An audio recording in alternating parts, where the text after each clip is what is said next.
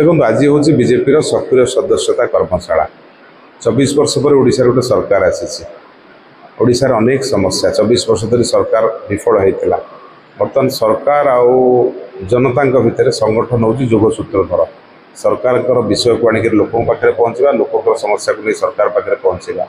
ये हूँ बर्तमान भारतीय जनता पार्टी कार्यकर्तार काम। तो भारतीय जनता पार्टी जो सक्रिय सदस्य मैंने अच्छा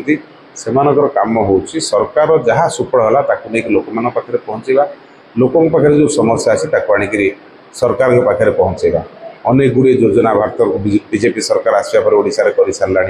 आप सुभद्रा योजन 50,000 टंकार कहतु धान 31 टंका कथा कहतु आपंकर आयुष्मान भारत योजना लागू करागला ये समस्त योजना कि भाव में लोक पहुँचला पहुँचुची कि पहुँचुना तार तदारख करवा कौ जगह असुविधा होची कौटी सुविधा होची आगु सब देखा लोकों पाखे पहुँचेगा लोकों को सेवा कर जो व्रत भारतीय जनता पार्टी नहीं जो ओडिशावासी सुजोग देते